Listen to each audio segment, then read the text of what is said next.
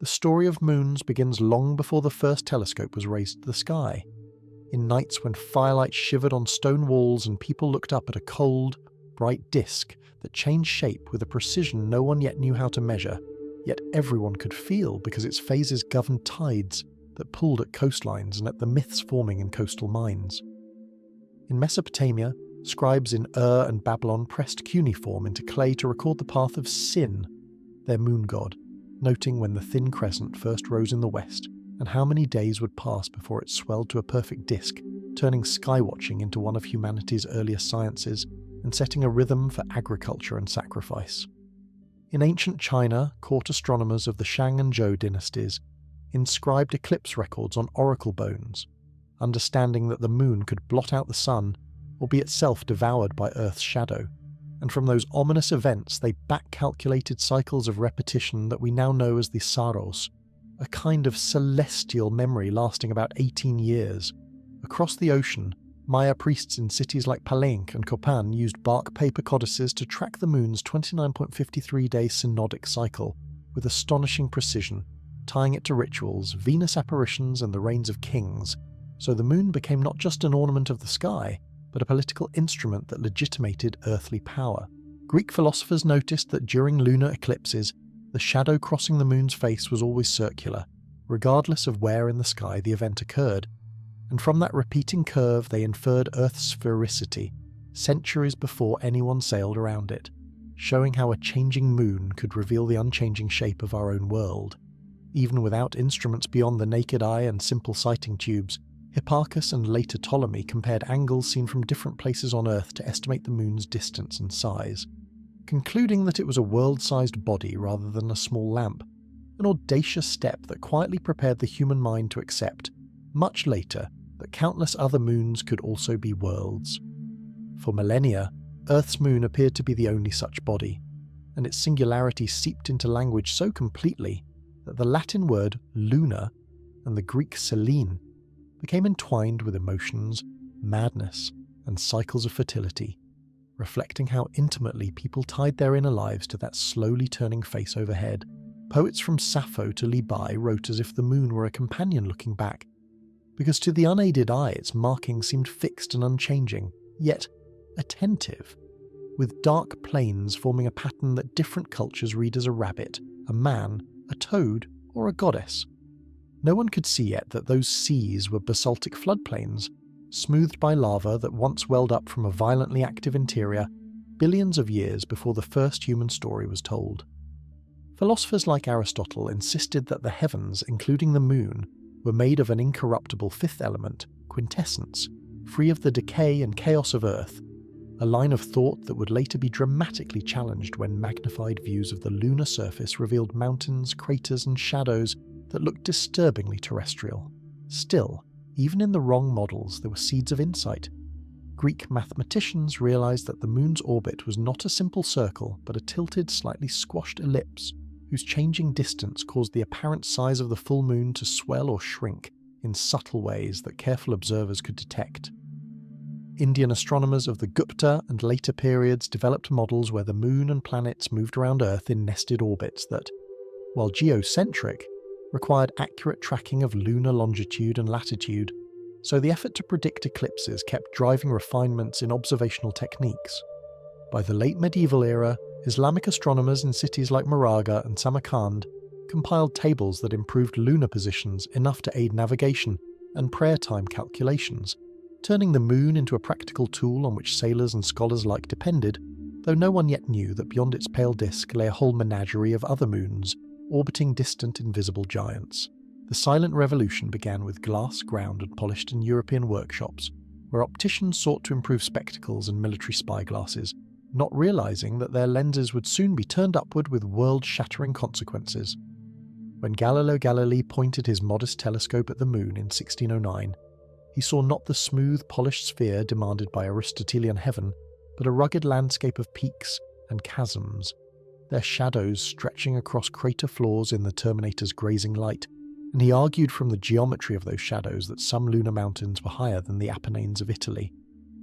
In his short book Sidereus Nuncius, he sketched the moon as a scarred world, insisting that its seas were lower, darker plains, and its bright highlands were raised regions catching the light first, thus collapsing the age-old philosophical barrier between celestial perfection and earthly roughness. The following winter, in January 1610, he swung that same telescope to Jupiter and noticed tiny star-like points flanking the planet,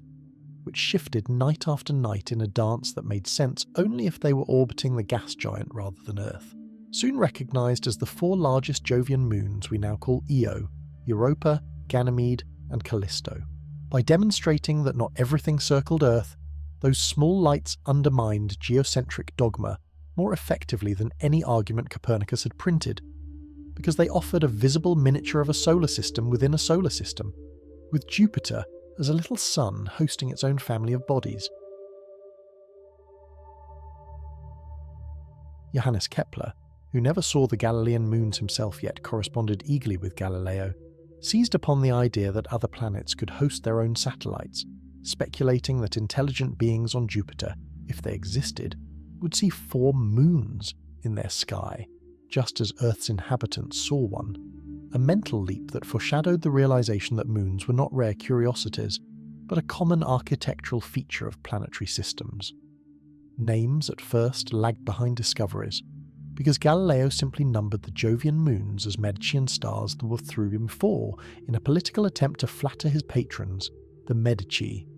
whereas the mythological names Io, Europa, Ganymede, and Callisto were proposed later by the German astronomer Simon Marius, who claimed independent discovery and turned to Jupiter's lovers from Greek myth to baptize the new worlds.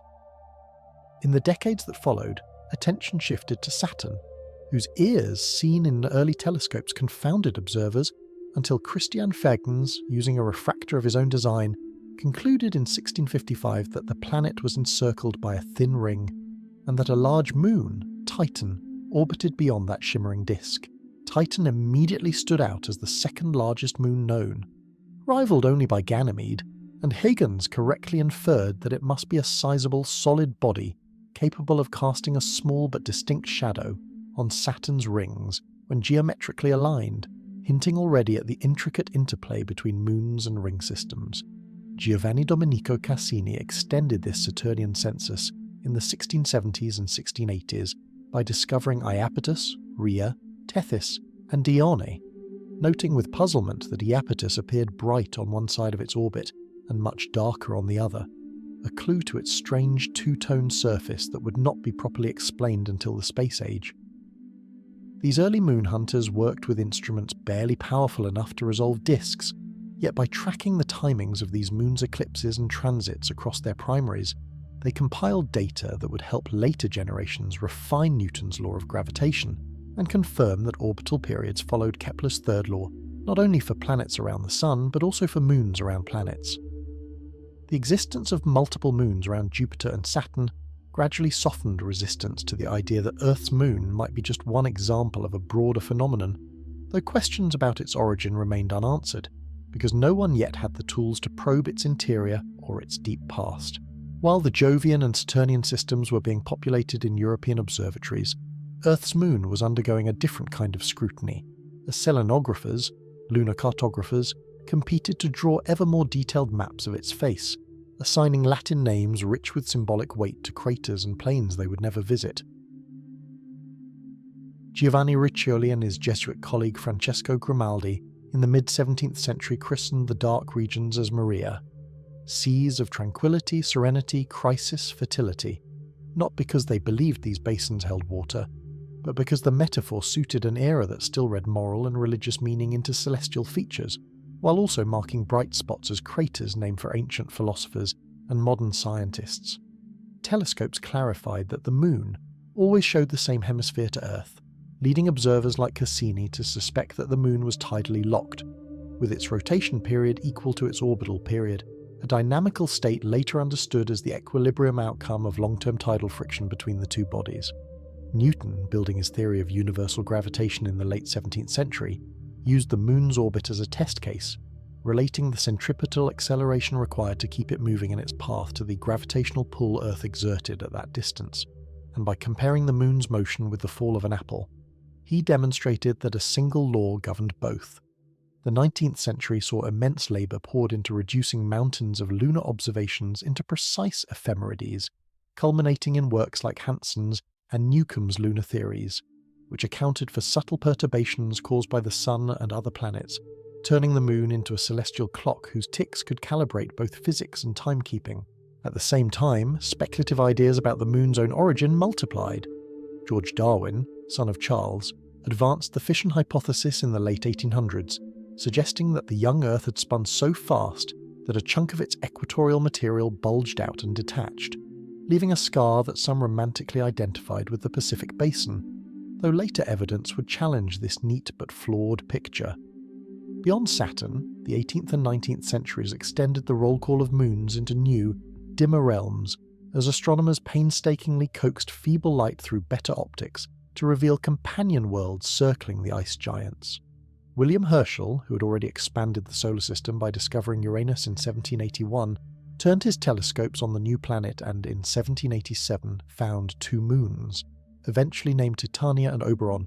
whose faint glimmers betrayed orbital paths roughly aligned with Uranus's tilted equator, hinting that these, too, were regular satellites born from the same circumplanetary disk that built the planet itself. It would take until 1851 for William Lassell to identify two more Uranian moons, Ariel and Umbriel, further cementing the idea that even distant cold planets carried their own miniature systems, though all these bodies remained nothing more than unresolved disks on photographic plates until spacecraft arrived more than a century later. Neptune, discovered in 1846 almost as a mathematical apparition predicted from anomalies in Uranus's orbit, revealed its own major moon, Triton, to Lassell just weeks later, a remarkably quick pairing that spoke to the intensity with which astronomers now scanned new planets for satellites. Triton's retrograde orbit, circling Neptune in the opposite direction to the planet's rotation and inclined steeply to its equator, stood out as a dynamical oddity even in the 19th century, suggesting to sharp-eyed theorists that it might not have formed with Neptune but had been captured from a heliocentric orbit, perhaps once a dwarf planet that wandered too close. Detailed dynamical models were still decades in the future, yet the growing diversity of orbital patterns among moons, some prograde and equatorial, some backward and tilted, some close in and others far-flung, quietly accumulated into a puzzle that would demand a broader theory of satellite formation and evolution. Within the inner solar system, Mars finally gave up its own tiny moons in 1877, when Asaph Hall, straining at the US Naval Observatory during a sweltering August, detected two faint pinpricks close to the planet, shyly revealing themselves as Phobos and Deimos after days of persistent watching. Their irregular shapes, tiny sizes, and rapid orbits suggested even before they could be imaged in detail that they were likely captured asteroidal bodies, leftovers of primordial planetesimals whose capture mechanism remained uncertain, yet their very existence around a small terrestrial planet demonstrated that even modest gravitational wells could host moons. Phobos, racing around Mars in just 7.7 hours, orbits so close that it rises in the west and sets in the east as seen from the Martian surface, an eerie inversion of terrestrial experience that would later captivate writers designing scenes of future human explorers watching a fast-moving moonstreak overhead. Deimos, more distant and sluggish, traces a gentler path, but both carry battered surfaces saturated with impact craters, pointing to residents in a violent region of space where debris still occasionally strikes, and their lumpy figures reminded early 20th century dynamicists that not all moons were neatly spherical. By the dawn of the 20th century then, humanity knew of more than a dozen moons orbiting other planets, yet had physically visited none, and the mechanisms by which these satellites formed, whether through co-accretion, fission, capture, or collision, remained hotly debated in academic journals and smoky observatory offices, setting the stage for the experimental revelations of the space age. Meanwhile, experiences of Earth's moon were changing on the ground, as advances in photography and spectroscopy turned the naked eye companion into a laboratory target, whose light could be dissected and frozen.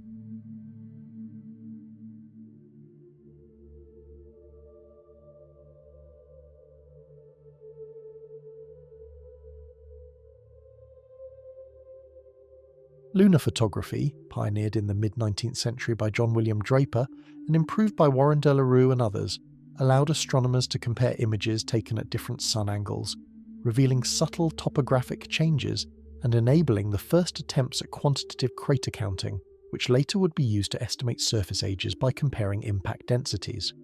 Spectroscopes attached to telescopes split lunar reflected sunlight into its component colours, showing that the Moon's surface spectrum lacked absorption lines characteristic of strong atmospheres like Earth's, indicating that if a lunar atmosphere existed at all, it was exceedingly tenuous, unable to sustain weather, clouds, or long-lived liquid water on the surface. These data, combined with theoretical arguments about escape velocities and thermal speeds of gas molecules, led scientists to conclude that most light gases could not remain bound to the Moon over geological time, so any early atmosphere would have steadily leaked into space, leaving a barren world where volatile elements were scarce. Geologists, increasingly involved in planetary science, began comparing the Moon's albedo patterns with terrestrial rocks, speculating that the bright highlands might consist of feldspar-rich anorthosites, while the dark maria were basaltic plains formed by eruptions of iron-rich lava. Though such identifications remained guesses without physical samples, by the mid-20th century radio astronomers were even bouncing signals off the Moon's surface, timing their echoes to refine its distance with unprecedented precision, and mapping its roughness at radio wavelengths, laying groundwork for navigation systems that would later guide spacecraft down to specific craters. When rockets, once designs on paper in the writings of Konstantin Tsiolkovsky, and dreams in the fiction of Jules Verne and H.G. Wells, finally blazed skyward in the mid-20th century, the Moon transformed from an unreachable symbol to a reachable destination, and with that shift its scientific importance multiplied dramatically. The Soviet lunar program in the late 1950s and early 1960s pioneered the first steps. Luna 1 in 1959 missed the Moon, but became the first spacecraft to escape Earth's gravitational grip, while Luna 2 slammed into the lunar surface that same year, confirming in the most direct way that it was a solid body rather than a dust cloud or mirage. Luna 3, later that year, looped around to photograph the Moon's far side, revealing for the first time that the hidden hemisphere bore far fewer dark maria and more extensive highlands than the near side, hinting at asymmetries in crust thickness or interior heating that would puzzle geophysicists for decades.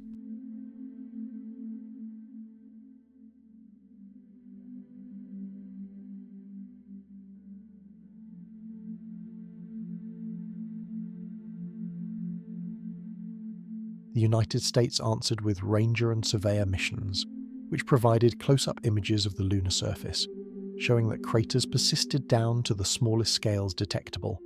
overturning once fashionable ideas that some larger craters might be volcanic calderas rather than scars from high-velocity impacts. Surveyor landers, with their television cameras and footpad sensors, measured the bearing strength of lunar soil and its grain size distribution, alleviating fears that astronauts might sink into a deep dust layer, while also revealing that the regolith, this fine fragmented layer, resulted from billions of years of micrometeorite bombardment and thermal cracking. These robotic scouts set the stage for Apollo, which between 1969 and 1972 delivered 12 humans to the lunar surface and returned 382 kilograms of rock and soil, a treasure trove that transformed speculation about the Moon's origin into a subject constrained by laboratory data, rather than imagination alone. Analyses of Apollo samples reveal that the Moon's rocks were strikingly similar in isotopic composition to Earth's mantle, particularly in oxygen isotopes, implying that the material making up both bodies had once been well mixed or derived from the same source reservoir. A finding that clashed with simple capture or co-accretion theories. The Highlands rocks, rich in the mineral plagioclase feldspar, appeared to have crystallized from a global magma ocean, an early phase when the proto-moon was almost entirely molten and lighter. Minerals floated upward to form a flotation crust, while denser mafic components sank, a process that matched some models of planetary differentiation, but at a scale particularly clear in lunar geology. Basalts from the Maria, by contrast, dated to between about 3.1 and 3.8 billion years, younger than the Highlands but still ancient, and their chemical compositions revealed varying amounts of titanium and trace elements, indicating that lunar volcanism had drawn from distinct mantle reservoirs that evolved over time. The near absence of volatile elements like water, combined with high abundances of refractory elements such as aluminum and calcium, pointed toward a violently heated origin, consistent with the emerging giant impact hypothesis proposed by researchers like William Hartmann and Donald Davis in the 1970s. According to this scenario, a Mars-sized protoplanet, often called Theia, struck the early Earth in a glancing blow around 4.5 billion years ago, ejecting vast amounts of vaporized and molten rock into orbit, where it coalesced to form the Moon, while Earth reaccreted most of the impactor's core, explaining the Moon's relatively small iron core and its compositional resemblance to Earth's silicate mantle.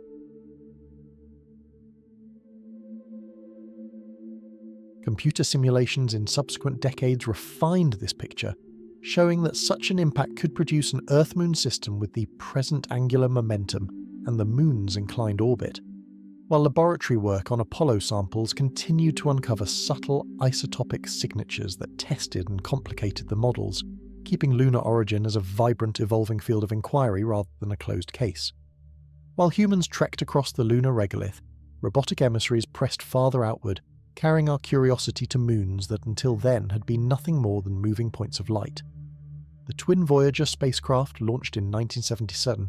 performed grand tours of the outer planets, and when Voyager 1 flew past Jupiter in 1979, its cameras transformed the 4 Galilean moons from classical abstractions into worlds of bewildering variety. Io, closest to Jupiter, stunned scientists with its riot of colours. Sulphurous yellows, reds and blacks spread across a surface nearly devoid of impact craters, but riddled with caldera-like depressions and aurora-like plumes rising hundreds of kilometres into space, caught in backlit drama by Voyager's cameras. These plumes, emanating from active volcanoes powered not by radioactive decay, but by tidal heating from Jupiter's immense gravity, demonstrated that moons could be geologically hyperactive even when small, provided that orbital resonances, like the Laplace resonance linking Io, Europa and Ganymede, pumped orbital eccentricity and flexed their interiors rhythmically. Europa, slightly farther out, presented almost the opposite aesthetic,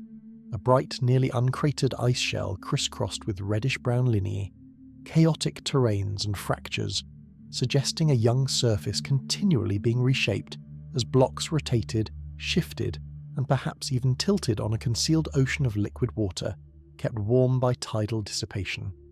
Ganymede, largest of all moons in the solar system, revealed a patchwork of dark, ancient cratered regions and lighter, grooved terrain, implying tectonic resurfacing episodes, and magnetometer data later showed that it possessed its own intrinsic magnetic field, unique among moons, hinting at a partially molten metallic core. Callisto, the outermost major moon, retained a heavily cratered ancient surface with large multi-ring basins like Valhalla and Asgard, so pristine in age that it became a benchmark for the early impact history of the Jovian system. Yet even this seemingly dead world likely harbours a deep subsurface ocean,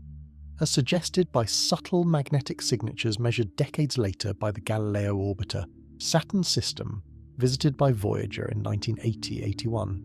unfolded like a jeweled clockwork of rings and moons, whose interactions proved more complex than early celestial mechanics had anticipated. Enceladus, a modestly sized icy moon only about 500 kilometres across, displayed surprisingly fresh terrains in its southern hemisphere, with long bluish, tiger-stripe fractures and smooth plains that contrasted sharply with its more heavily cratered north, tempting some geologists to predict recent activity even before any plumes were confirmed. Tethys, Dione and Rhea showed large impact basins and chasms, hinting at internal differentiation and ancient tectonics, while Mimas bore the enormous crater Herschel, so proportionally large that it gave the Moon a Death Star appearance in popular culture. Yet its interior seemed too cold to have experienced the upheavals seen on its cousins. Titan, with its thick orange smog atmosphere dominated by nitrogen and laced with methane and organic haze, baffled early observers because its surface remained entirely hidden at visible wavelengths, though hints from radio occultations and spectroscopy suggested a complex climate with hydrocarbon chemistry that some likened to a deep-freeze version of early Earth. Iapetus, finally revisited with enough detail, confirmed Cassini's centuries-old puzzle. Its leading hemisphere was coated in dark, carbon-rich material, while its trailing side remained bright and icy, creating a dramatic albedo dichotomy later explained by a combination of dusty infall from outer irregular satellites and thermal migration of volatiles that brightened one side while darkening the other, a feedback loop that sculpted its two-tone character. Uranus and Neptune, reached only once each by Voyager 2 in the late 1980s, revealed moons whose surfaces forced geologists to stretch their imaginations beyond terrestrial analogues. Miranda, a small Uranian moon, displayed one of the strangest patchworks in the solar system: immense, cliff-bounded regions called coronae, deep canyons possibly up to 20 kilometers deep, and landslides and ridges arranged in patterns that suggested partial disruption and reassembly or intense internal convection in a frozen mantle, with no fully satisfactory explanation, yet commanding consensus. Ariel and Titania showed smooth plains and fault systems that testified to cryovolcanism, flows of water-ammonia mixtures instead of molten rock, while Umbriel's darker surface hinted at a different thermal or compositional history,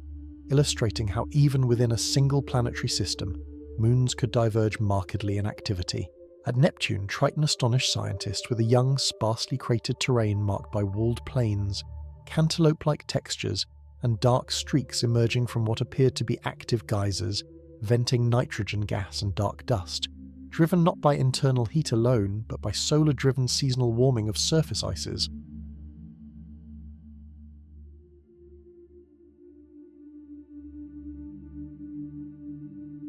Triton's retrograde orbit, high inclination, and compositional similarity to bodies in the Kuiper belt led many researchers to view it as a captured dwarf planet, whose capture event may have destabilized and removed any original Neptunian satellites, leaving behind the current irregular suite of small moons seen today. The stark cold of these distant worlds did not equate to geological dormancy, and each new image reinforced a central theme. Moons, despite lacking the spotlight of stardom, were dynamic laboratories where gravity, ice, rock, and time conspired in endlessly varied combinations. In parallel with outward exploration, planetary scientists refined conceptual frameworks for understanding moons as a class of objects, building taxonomies that linked their orbits, compositions, and origins. They distinguished between regular satellites, which orbit close to their planet's equatorial plane in prograde, nearly circular paths, suggesting formation from flattened disks of gas and dust around young planets, and irregular satellites, which inhabit distant, eccentric, and often retrograde orbits, pointing to capture from heliocentric orbits, perhaps as fragments of disrupted planetesimals or dwarf planets. Jupiter and Saturn, it turned out, boasted large retinues of such irregular satellites, small, dark bodies grouped into dynamical families like the Ananke and Calm groups around Jupiter, or the Norse, Inuit, and Gallic groups around Saturn, whose similar orbital elements implied that each family originated from the shattering of a single captured progenitor. These irregulars, often only a few kilometers across, reflected light poorly, and were detectable only with the advent of sensitive CCD surveys in the late Prometheus and Pandora, for example, flank Saturn's F ring, periodically perturbing its icy particles to create kinks, clumps, and streamers that change on orbital timescales, providing a living demonstration of resonant gravitational sculpting in action. Other moons, such as Pan and Daphnis, orbit within ring gaps and, as Cassini's close-up images later showed, raise vertical waves and edge disturbances in nearby ring material, illustrating how even kilometre-scale bodies could imprint their presence on vast disks. Some moons appeared to be accreting material from the rings, Janus and Epimetheus. Co-orbital moons swapping positions around Saturn carry dusty mantles likely derived from ring particles, while in other cases tidal forces may be whittling moons down and feeding the rings, as has been suggested for material contributions in Saturn's E-ring from Enceladus's plumes. These processes underscored a fluid boundary between what counts as a ring particle and what counts as a moon, leading some dynamical astronomers to speak of moonlets, embedded in rings, and of large moons as agglomerations that once may have grown in ring-like environments before clearing local gaps. If scientific interest in moons grew steadily through photographs and flybys, it exploded with the orbital missions of the late 20th and early 21st centuries, which stayed long enough around giant planets to watch their moons change, rotate, and reveal their deeper secrets. The Galileo spacecraft orbiting Jupiter from 1995 to 2003 carried instruments that probed not just surface geology, but also magnetic environments, uncovering induced magnetic fields around Europa, Ganymede, and Callisto that indicated electrically conductive layers beneath their crusts, most naturally explained as global subsurface oceans of salty water. At Europa, a shell perhaps only tens of kilometers thick might float atop a vast ocean, extending to depths of 100 kilometers, an environment where pressures, temperatures, and chemical gradients arising from water-rock interactions at a seafloor could, in principle, sustain chemosynthetic life akin to Earth's hydrothermal vent ecosystems. Ganymede, even larger and possessing its own intrinsic magnetic field, likely holds a more complex internal structure, with multiple stacked layers of ice and liquid water underlain by a metallic core, creating a unique environment where a moon, not a planet, has its own magnetosphere embedded within Jupiter's larger one. Galileo's plume-starved images of Io's volcanoes, frozen in frames but representing instant snapshots of eruptions that wax and wane over days to months, showed lakes of molten sulfur, collapsing calderas, and eruption columns that varied in shape depending on vent geometry and gas content, offering a comparative laboratory for volcanology under conditions no terrestrial volcano could reproduce.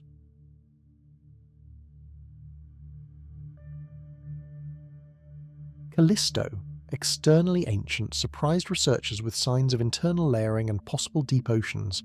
suggesting that even a world that avoided major resurfacing could still retain pockets of complexity within, thereby complicating earlier simplistic classifications of active versus dead moons.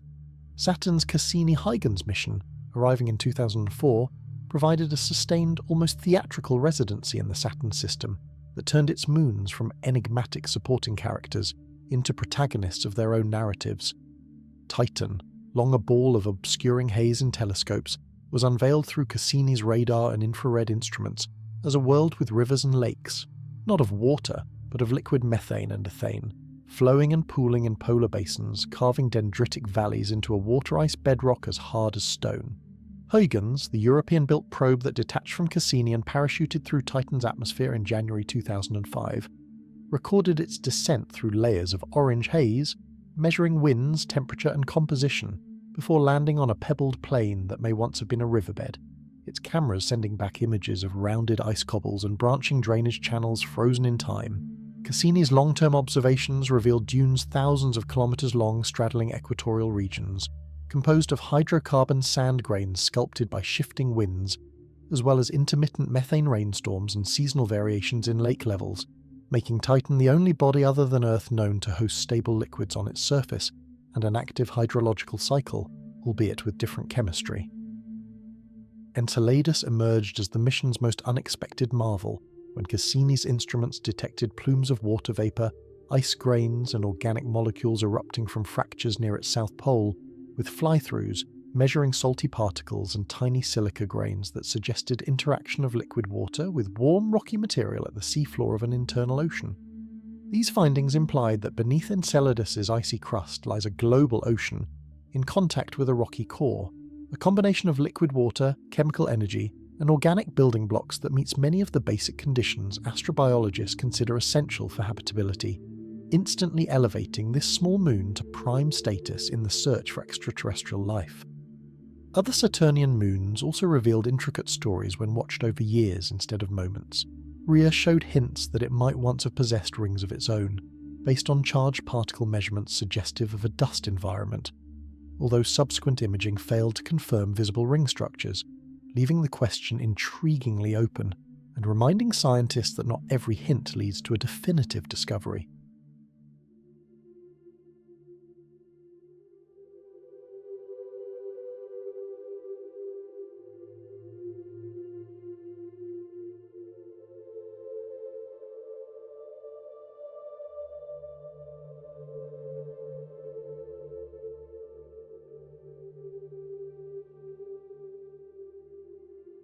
Iapetus's equatorial ridge, rising up to 20 kilometers high along much of its circumference, presented a topographic oddity that compelled creative models, from remnants of an ancient ring that dumped material onto the equator to tectonic upwelling or early rapid rotation that bulged the equator into a frozen fossil of a once faster spin state.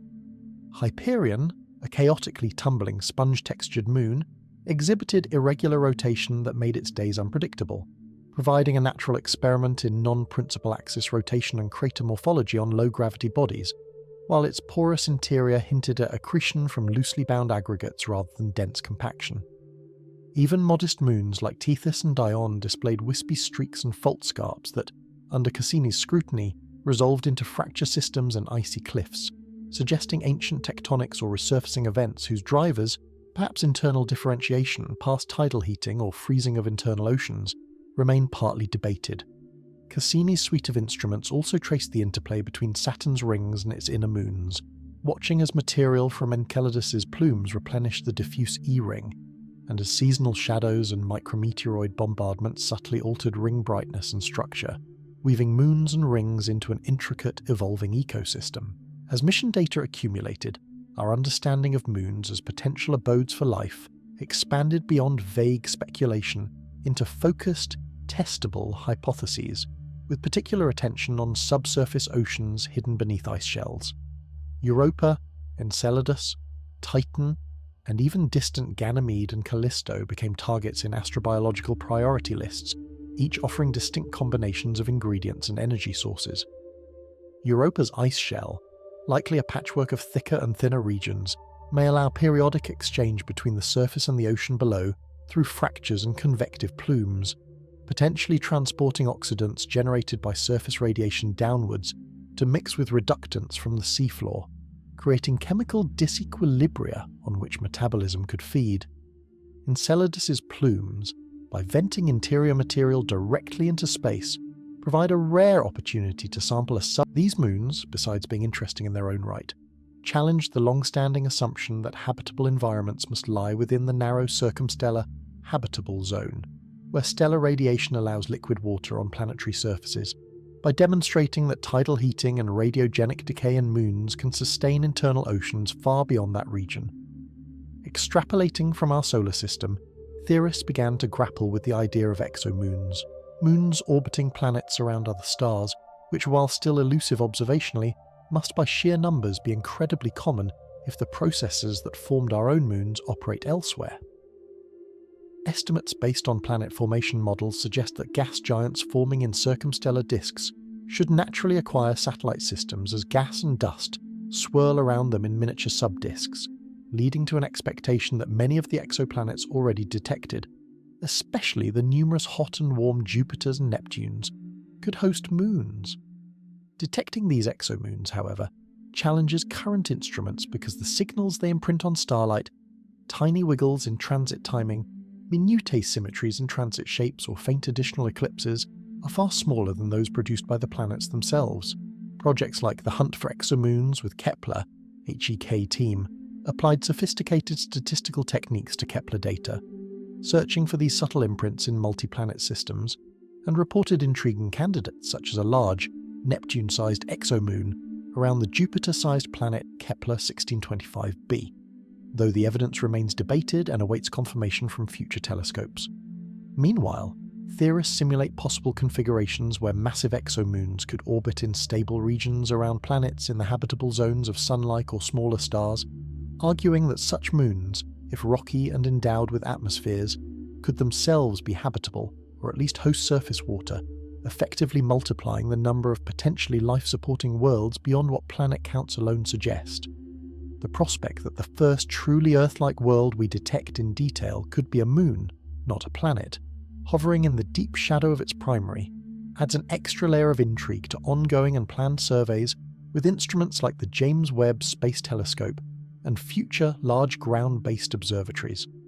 Back closer to home, lesser-known moons of dwarf planets and asteroids emerged as crucial pieces in reconstructing the solar system's violent formative years, because their orbits preserve clues about past collisions and dynamical reshuffling. Pluto, long a solitary misfit, revealed a complex satellite system when the Hubble Space Telescope and later the New Horizons mission identified and imaged Charon, its large, close companion, and 4 smaller moons, Styx, Nix, Kerberos, and Hydra, skittering on chaotic orbits influenced by the tight Pluto-Charon binary. Charon, about half Pluto's diameter, is so large relative to its primary that the two bodies orbit a barycenter located outside either's surface, effectively making them a binary dwarf planet system tidally locked to each other, always showing the same face across their shared gap. New Horizons flyby in 2015 showed that Charon's surface bears extensive chasms and canyons, perhaps evidence of an ancient global ocean that froze and expanded, cracking the crust, while Pluto's smaller moons, irregularly shaped and rapidly rotating, likely formed from debris thrown into orbit by a giant impact that also birthed Charon itself.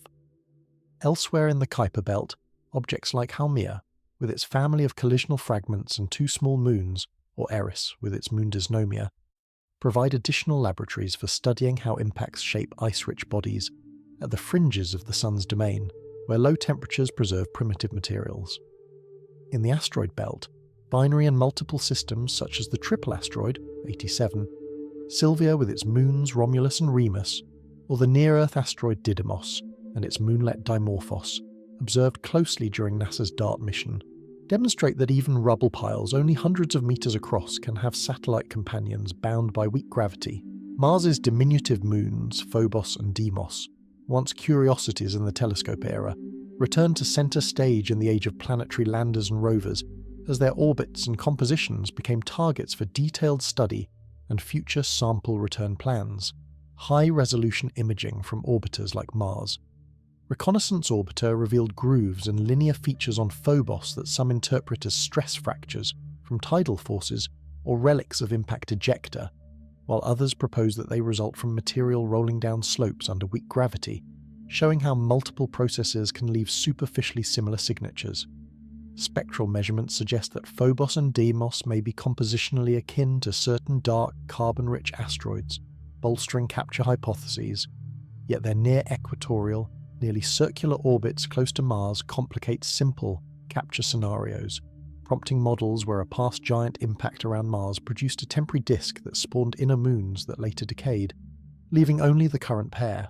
Phobos, spiraling slowly inward due to tidal interactions, is predicted to either crash onto Mars or be torn into a ring within tens of millions of years, a future that underscores the transient nature of some satellite systems and offers a distant parallel to hypothesized ring-forming events around other planets. Space agencies, recognizing the scientific value of sampling such bodies, have planned missions like JAXA's Martian Moons Exploration, MMX, designed to land on Phobos, collect regolith, and return it to Earth, where laboratory analyses can test conflicting origin theories and provide a time capsule of material from both the Moon itself and perhaps from impacts that have peppered its surface with Martian ejecta. These endeavours highlight how even small, misshapen moons, far from being mere footnotes, can illuminate planetary histories that pure remote sensing cannot fully unravel. As our catalogue of moons expanded, so did the numerical count, with steadily improving surveys around giant planets pushing known satellite tallies into the dozens and then the hundreds, revising old textbooks that had long cited fixed numbers. Jupiter, once known for its 4 Galilean moons and a handful of fainter companions, now boasts 95 confirmed moons and counting, while Saturn has surged ahead with 146 announced satellites, thanks largely to systematic imaging and follow-up observations that track faint, slow-moving points beyond its main ring system.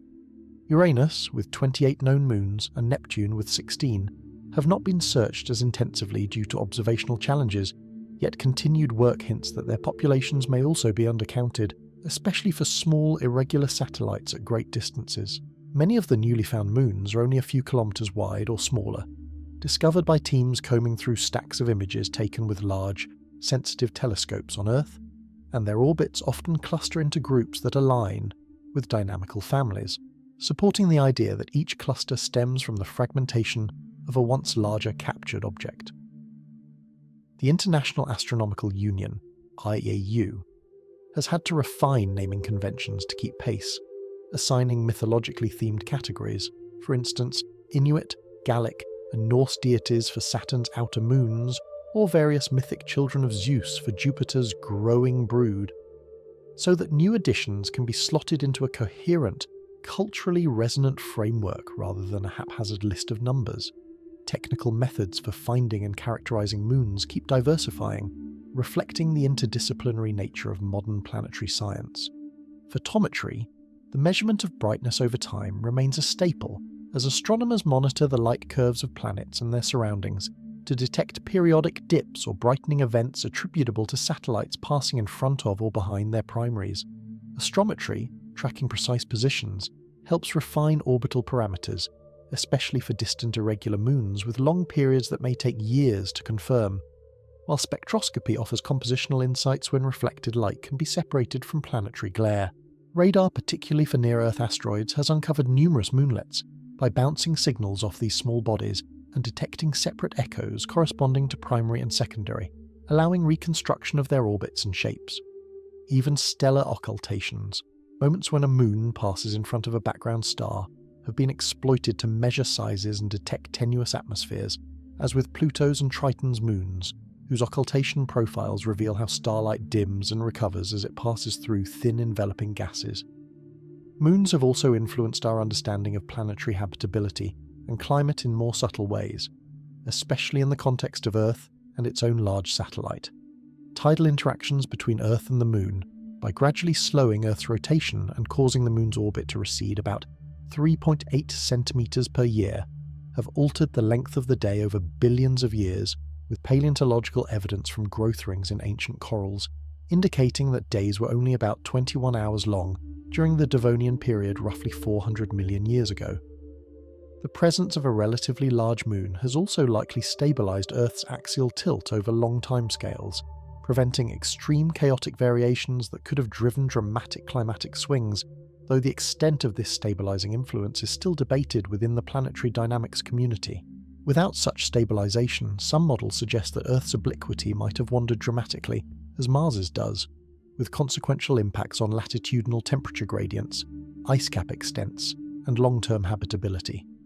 Thus, moons may play an indirect but significant role in creating stable surface environments on some planets. In the realm of oceanography, the moon's gravitational pull drives most of Earth's tides, whose rhythmic rise and fall sculpt coastlines, mix ocean layers, and may have fostered early evolution by creating alternating wet-dry cycles in tidal flats, where organic molecules and primitive life forms experienced repeated concentration and dispersal. These interactions remind us that moons are not merely passive companions, but active agents in a planet's geological and biological evolution. Culturally, moons have accompanied human civilization as persistently as they accompany planets, shaping calendars, rituals, navigation, and language in ways that intertwine with scientific developments. Lunisolar calendars, such as those historically used in Jewish, Chinese, and Islamic traditions, time months to lunar cycles, intercalating extra months when necessary to keep festivals aligned with seasons, a practice that required meticulous observation of new moons and led to elaborate rules for sighting or calculating their appearance. Seafaring cultures, from Polynesian navigators in the Pacific to Arab sailors in the Indian Ocean, used the moon's phase and position alongside stars to judge time and orientation, blending practical know-how with mythic stories that personified the lunar disk as a guide or a trickster. In literature and art, Earth's moon has been romanticized, feared, or treated as a frontier, influencing everything from classical Japanese poetry about Tsukio, moonlit nights, to the eerie lunacy depicted in Gothic novels and the rocket ship fantasies of early science fiction. And in each era, scientific insights seeped into creative works, whether as realistic craters in 19th century paintings or accurate terminators in 20th century films. As other moons entered the public imagination through space mission images, they too acquired cultural signatures. Eo's hellish volcanism inspired depictions of alien infernos. Europa's cracked ice landscapes became emblematic backdrops for speculative life-bearing oceans, and Titan's hazy orange skies entered video games and novels as evocative settings where methane rain falls on hydrocarbon sand. Planetary scientists themselves often choose moon names with an eye to mythic resonance, sometimes drawing on underused pantheons or literary sources. Uranus's moons, named after characters from Shakespeare and Alexander Pope's The Rape of the Lock, for instance, blending human storytelling traditions with scientific cataloguing. As present-day and near-future missions take shape, moons remain at the forefront of exploration agendas, particularly as we seek to answer questions about life and planetary system evolution that cannot be addressed from Earth alone. NASA's Europa Clipper mission, slated for launch in the mid-2020s, is designed to perform dozens of flybys of Europa from a looping orbit around Jupiter, carrying ice-penetrating radar, spectrometers, magnetometers, and high-resolution cameras intended to map the thickness and structure of the ice shell, identify recent or ongoing activity, and assess the composition of any materials erupted onto the surface. The European Space Agency's JUICE, Jupiter Icy Moons Explorer, launched in 2023, will focus on Ganymede, Callisto, and Europa, ultimately entering orbit around Ganymede to study its ocean, magnetosphere, and interaction with Jupiter's radiation belts, thereby broadening our view beyond a single ocean world to a comparative study of multiple icy satellites. For Saturn's Titan, NASA's Dragonfly mission, a nuclear-powered rotorcraft slated for launch later this decade, aims to hop across dunes and plains in the equatorial region, sampling organics and investigating prebiotic chemistry under frigid but dense atmospheric conditions that offer both aerodynamic support and chemical richness, turning an entire moon into an accessible field site for organic chemistry experiments impossible on Earth. Closer in, renewed interest in Earth's moon through programs like Artemis envisions not only returning astronauts to the lunar surface, but also establishing more permanent infrastructures such as the Lunar Gateway and surface habitats that could serve as bases for studying lunar geology in situ, testing technologies for deep space exploration, and perhaps even using lunar resources like regolith-derived oxygen or polar ice to support activities beyond Earth. Sample return missions to Phobos, plans for landers on Europa and Enceladus, and proposals for orbiters around Uranus and Neptune that would finally revisit their moons after decades, collectively illustrate a future in which moons are not side quests but primary objectives in the broader human drive to understand and inhabit the solar system. In the midst of these grand plans, less obvious questions about moons continue to attract careful theoretical work, because the way satellite systems form and evolve tells us as much about their parent planets as direct measurements do. Models of circumplanetary disks around forming gas giants attempt to explain why some planets end up with massive moons like Ganymede and Titan, while others, such as Venus and Mercury, lack moons entirely, and why Mars's tiny companions diverge so starkly from Earth's large, dense satellite. Some scenarios suggest that the early inner solar system experienced multiple giant impacts capable of stripping protomoons away or preventing them from forming, and that Earth's moon represents a relatively rare survivor of a chaotic collision-dominated epoch whose scars are recorded not only in cratered surfaces, but also in orbital angular momenta and spin states. Dynamical simulations of migrating giant planets, such as those invoked in the Nice model, track how shifting gravitational fields could have destabilized early satellites, ejecting them entirely or flinging them into irregular, distant orbits that we now classify as captured populations, even if their origin was more complex.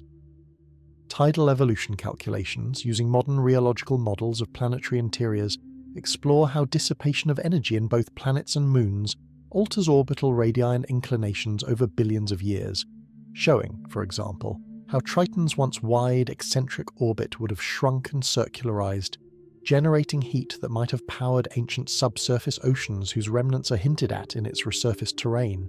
These theoretical efforts are not abstract games. They provide predictions about internal structures, ages of surfaces, expected distributions of moon sizes